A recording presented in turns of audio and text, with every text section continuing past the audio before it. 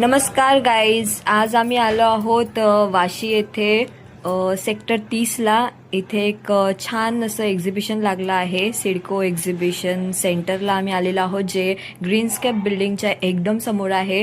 तुम्ही बघू शकता किती भव्य दिव्य असं एक्झिबिशन आहे हे, आणि खूप सुंदर पद्धतीने ते डेकोरेट पण केलेलं आहे. माझ्यासोबत माझी बहीण आणि तिचे मिस्टर, माझे भाऊजी पण आलेले आहेत. कल्याणवरून आले आहेत ते खास हे एक्झिबिशन बघण्यासाठी, आणि खूप सुंदर असं एक्झिबिशन आहे. इथे लहान मुलांचे पारंपरिक कपडेसुद्धा अवेलेबल आहेत. तुम्ही येऊन नक्की विजिट करून जा. आणि इथे खूप सुंदर असे शोपीसच्या वस्तूही आहेत. महाराजांचं अप्रतिम मूर्ती तुम्ही बघू शकता की किती सुंदर पद्धतीने लावलेली आहे. आणि ही रांगोळी खूप आकर्षित अशी रांगोळी काढलेली आहे या लोकांनी, जिथे विठ्ठल रखुमाईची मूर्ती वगैरे आहे. आणि हे सगळं घरगुती सामानाचं एक्झिबिशन आहे. तुम्ही बघू शकता जिथे डाळी, पापड, मसाले, नाचणीचे सगळे बिस्किट्स अँड ऑल सगळं घरगुती पद्धतीने बनवलेलं आहे.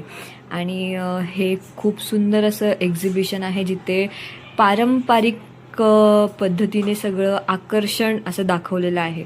तुम्ही बघू शकता इथे खाण्याचे पदार्थही अवेलेबल आहेत, जे केक्स वगैरे, आणि चप्पल अँड ऑल पण इकडे तुम्हाला भेटतील. आणि फायनली आम्ही एका शॉपमध्ये आलो आहोत, जिथे आवळ्याचे असे पदार्थ, आवळ्याचं लोणचं, आवळ्याचे काप आणि आवळ्याचे ज्यूस अवेलेबल होते. आणि आम्हाला त्या बाईंनी सुंदर अशी माहिती दिली, याचे फायदे सांगितले, आणि आम्ही लिटरली आवळ्याचे 2 बॉटल्स घेतलेले आहेत, कारण ते खरंच खूप फायदेशीर आहेत असं आम्हाला वाटलं. आणि आम्हाला खूप सुंदर असे मसालेही इकडे भेटलेले आहेत. तुम्ही बघू शकता किती प्रकारचे मसाले आहेत तिथे. आम्ही मसालेही विकत घेतलेत, कारण की खूप छान असा वास येत होता या मसाल्यांचा. आणि आमचा वीक पॉईंट म्हणजे आपल्या बायकांचा वीक पॉईंट साड्या. या साड्यांच्या शॉपमध्ये आम्ही गेलो, आणि त्याच्यानंतर आम्ही कुठेच गेलो नाही सिरियसली.